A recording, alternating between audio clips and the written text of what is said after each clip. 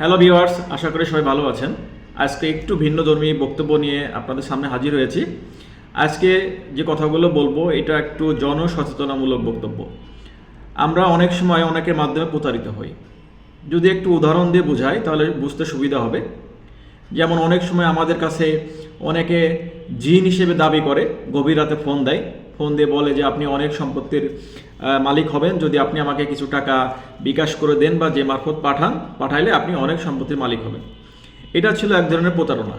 অনেকের সাথে এগুলো ঘটেছে, এগুলো আমরা শুনেছি, শুনতে বা দেখে গল্প শুনে কিন্তু আমরা এই ব্যাপারে সচেতন হয়েছি। এরপরে আসলো হচ্ছে টাকা বিষয়ক প্রতারণা। অনেকে বিকাশের নাম্বার, পিনকোড বা বিকাশ বন্ধ করে দিবে বা রকেট বা নগদ এরকম যে অর্থ রিলেটেড যে বিষয়গুলো আছে সেই বিষয়গুলো আপনার অ্যাকাউন্ট বন্ধ হয়ে যাচ্ছে বা এরকম কিছু বলে আপনার কাছ থেকে সুকৌশলে পাসওয়ার্ড নিয়ে আপনার টাকা হাতিয়ে নিত। এই দুইটা সম্পর্কে কিন্তু আমরা মোটামুটি একটু জানি। নতুন একটা প্রতারণা শুরু হয়েছে, সেটা হচ্ছে আপনাকে মামলার হুমকি দিচ্ছে, আপনাকে মামলার ভয় দিচ্ছে, বলতেছে আপনার নামে এখানে মামলা হবে বা আপনার নাম এই থানায় দেখলাম বা আপনার মোবাইল নাম্বারটা এই থানায় দেখলাম, আপনি এর সাথে জড়িত ছিলেন। যে নাম্বার থেকে কল দিচ্ছে সেই নাম্বারে দেখা যাচ্ছে যে হোয়াটসঅ্যাপ থেকে যদি কল দেয় সেখানে অনেক সময় আইন শৃঙ্খলা যে রক্ষী বাহিনী তাদের ছবি থাকতেছে বা কোনো থানা বা কোনো জায়গায় ছবি থাকতেছে, যাতে খুব সহজে বুঝতে পারি যে আমরা যে না, ইনি মনে হয় কোনো প্রশাসনের লোক। আসলে কিন্তু এরকমটা না। এরা একটা প্রতারক চক্র। আপনাকে মামলার ভয় দেখিয়ে বা আপনাকে এখানে আপনার মোবাইল নাম্বারটা পাওয়া গিয়েছে এরকম আপনাকে ভয় দেখিয়ে কিন্তু আপনার কাছ থেকে বিভিন্ন ধরনের কোড চাবে। কোড চাওয়ার পরে কী করবে, আপনার হোয়াটসঅ্যাপ নাম্বার বা মেসেঞ্জার কিন্তু তারা হ্যাক করবে। আপনারা কোনোভাবেই সেখানে প্রতারিত হবেন না।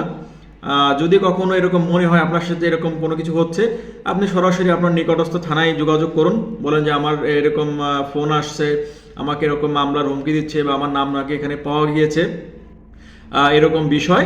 আপনি আপনার স্থানীয় যে প্রশাসন আছে তাদের সাথে যোগাযোগ করতে পারেন, কিন্তু ভুলে কোনো রকমের পাসওয়ার্ড বা কোনো কোড বা কোনো মেসেজ বা কোনো স্প্যাম লিঙ্ক কোথাও কোনো ক্লিক করবেন না। যদি ক্লিক করেন তাহলে কি হবে, আপনার অ্যাকাউন্টের অ্যাক্সেস তার কাছে চলে যাবে। যাওয়ার ফলে কি হচ্ছে, আপনার অ্যাকাউন্টে যখন হোয়াটসঅ্যাপ নাম্বারটা তার অ্যাক্সেসের কাছে চলে যাচ্ছে, সে হোয়াটসঅ্যাপের মাধ্যমে সবার কাছেই বলবে যে এই মুহূর্তে আমার খুব টাকা দরকার, আপনি আমাকে 5,000, কাউকে 10,000 বা কাউকে 20,000 এরকম তারা মেসেজ দিচ্ছে। এইভাবে তারা যখন আপনাকে প্রতারিত করতেছে, অনেকে হয়তো মনে করবে যে আপনি তো কখনো টাকা চান না, আপনি হুট করে টাকা চাচ্ছেন, অনেকে কিন্তু টাকা দিয়েও দিতে পারে।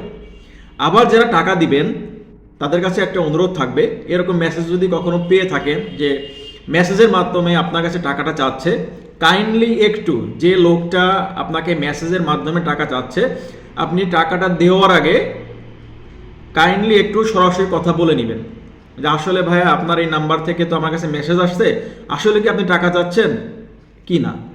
যারা টাকা দিবেন বা অনেক আত্মীয়র কাছে একটা মেসেজ যায়, শুধুমাত্র একটা মেসেজের উপরে ভিত্তি করে কেউ কাউকে টাকা দিবেন না। যদি টাকা দিতে আপনার মনে হয় যে আপনার আসলে টাকা দেওয়া দরকার, আপনি কাইন্ডলি সরাসরি মোবাইলে, হোয়াটসঅ্যাপে না, ডাইরেক্ট ওই নাম্বারে কল দিয়ে বা তার সাথে যে আর রিলেটিভ আছে তার সাথে কথা বলার পরে নিশ্চিত হয়ে টাকা দিবেন। কারণ এখন কিন্তু এই চক্রটা বেশ সরবভাবে তাদের ভূমিকা পালন করতেছে। তারা মেসেজের মাধ্যমে বিভিন্ন সময় এক একটা অ্যাকাউন্ট হ্যাক করে টাকা চাচ্ছে। অতএব কেউ এরকম মেসেজ পেয়ে টাকা দিবেন না। সবাই একটু যাচাই বাছাই করে যিনি মেসেজ দিচ্ছেন বা যার অ্যাকাউন্ট থেকে মেসেজটা যাচ্ছেন তার সাথে সরাসরি কথা বলে তারপর ব্যবস্থা নেবেন। এটাই ছিল আমার আজকের সচেতনামূলক পোস্ট বা বক্তব্য। যদি কেউ উপকার পেয়ে থাকেন তাহলে থ্যাংক ইউ, মোস্ট ওয়েলকাম। আজ এই পর্যন্তই, সবাই ভালো থাকবেন।